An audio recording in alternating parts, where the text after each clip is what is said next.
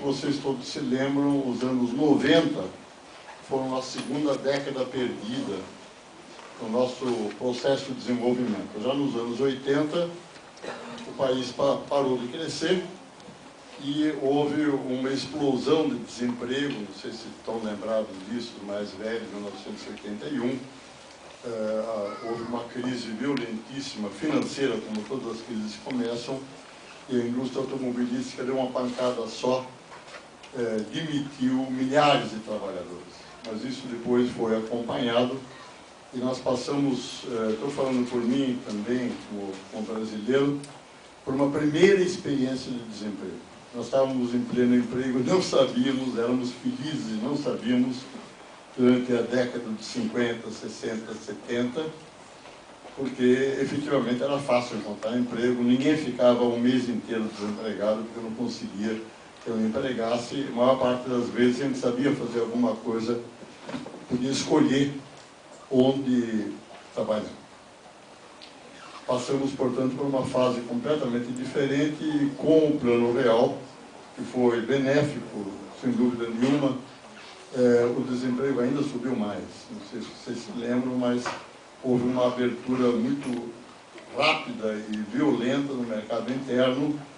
Os produtos asiáticos, coreanos, chineses, etc., entraram em massa no Brasil, substituíram nossa própria produção e, no ano especificamente, acho que de 96, 94, 95, 96, milhões de postos de trabalho no Brasil foram perdidos. Isto implicou numa exclusão social extremamente violenta. Isso, na verdade, começou antes. Isso começou em 89, ainda no governo do Sarney. Collor foi uma desgraça. Eu estava na prefeitura nessa época, aqui em São Paulo. Nós estávamos preocupadíssimos com a população de rua, que subitamente se multiplicou. Porque as pessoas perdiam as casas, perdiam emprego, não tinham renda, não podiam pagar a prestação, não podiam pagar o aluguel. Mesmo nas favelas você tem que pagar alguma coisa, você não vive de graça. Então a população de rua se multiplicou, começou-se a fazer censo de população de rua. Não vou entrar mais, porque em detalhes os mais velhos se lembrarão disso, porque aí começa a economia solidária. A economia solidária começa por grupos que tentam enfrentar essa situação se ajudando mutuamente. E isso é completamente desconhecido da opinião pública, da mídia, ninguém está sabendo disso. A entidade que começa a organizar isso de uma forma sistemática no Brasil inteiro chama-se Caritas, é parte da CNBB, da Conferência Nacional dos Bispos do Brasil, que lança um programa de projetos alternativos, projetos comunitários alternativos, PACs, o S é só um plural, e esses projetos são milhares, na verdade, com dinheiro internacional, e surgem sob a forma de cooperativas, mas às vezes grupos informais que se ajudam nas favelas, nos assentamentos da reforma agrária, enfim, se espalham. Depois disso, também empresas começam a fechar em grande quantidade, algumas delas imensas, com milhares e milhares de empregados, e aí a comunidade propriamente tenta reagir, quer dizer, não só os trabalhadores, mas também a prefeitura, o governo do estado, a imprensa noticia essa tragédia, e algumas dessas empresas acabam passando aos próprios trabalhadores. Estão quebradas, deveria entrar num processo de falência que demora anos até se resolver, mas o sindicato solicita ao juiz que ceda o patrimônio dessas empresas aos próprios trabalhadores. E os trabalhadores não têm ideia de qual é a forma jurídica de fazer isso e acabam descobrindo que é cooperativa. Isso é uma história, não vou entrar nela porque o tempo não dá. E aí, gradativamente, começam a surgir cooperativas de empresas industriais, agrícolas, agroindustriais, comerciais, no Brasil afora, centenas, que preservam postos de trabalho, porque os trabalhadores que se metem nessa continuam trabalhando, e, por incrível que pareça, conseguem recuperar a empresa num prazo bastante curto, eu diria um prazo de meses, com ajuda solidária, a prefeitura das cestas básicas, para que os trabalhadores possam viver algum tempo, que eles não têm capital nenhum, mas os próprios clientes têm interesse que a empresa continue funcionando, que eles precisam dos produtos, os fornecedores acabam fornecendo a crédito, e por incrível que pareça, em, sei lá, 6 meses, o empreendimento volta a remunerar os seus trabalhadores aproximadamente o mesmo nível em que eles se remuneravam antes. Ao mesmo tempo, nós temos reforma agrária, trabalhadores sem terra se organizam e ocupam empreendimentos agrícolas pouco ou nada ativos. Enfim, você começa a criar uma economia que não é capitalista. Não tem nenhum capitalista, não tem proprietário do capital, porque no início não tem capital nenhum mesmo.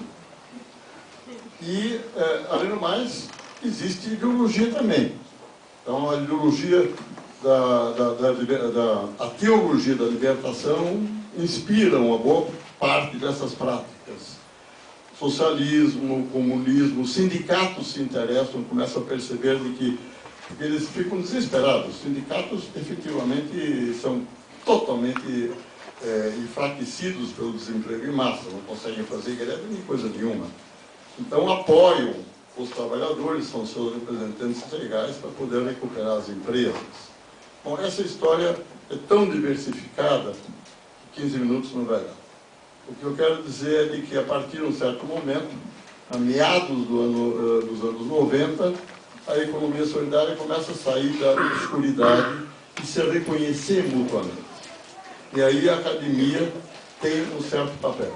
Então nós começamos a pesquisar e encontrar essas muito diferentes formas, bastante distribuídas no país, de iniciativas de uma outra economia, que não é capitalista nem pretende ser, e que trabalha por autogestão, ou seja, qualquer que seja o empreendimento, pode ser um pequeno grupo de catadores de lixo, pode ser artesãos, podem ser agricultores ou comerciantes.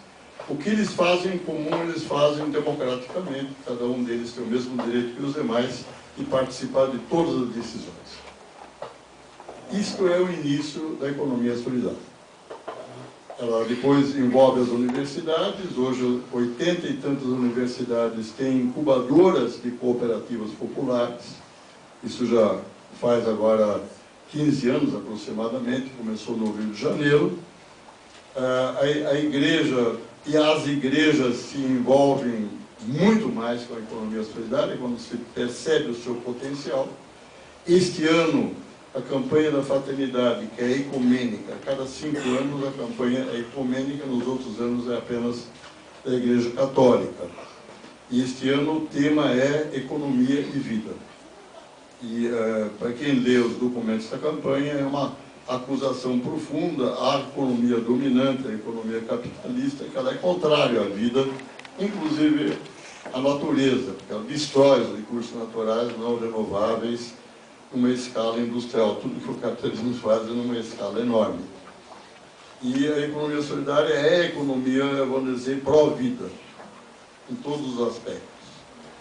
Então essa é uma história que se estende agora, no mínimo 20 e poucos anos, e ela culmina em certo momento, mas evidentemente é apenas uma culminância, a criação da Secretaria Nacional de Economia Solidária, no Ministério do Trabalho, pelo presidente Lula, tão logo ele é eleito. Nós captamos esse movimento da economia solidária antes da eleição, bem antes, dentro do PT mesmo, isso foi muito discutido, dentro da CUT, dentro, enfim, tanto da academia, dos sindicatos, das universidades, que ele colocou no seu programa eleitoral. A economia solidária fez parte do programa do presidente eleito e reeleito depois.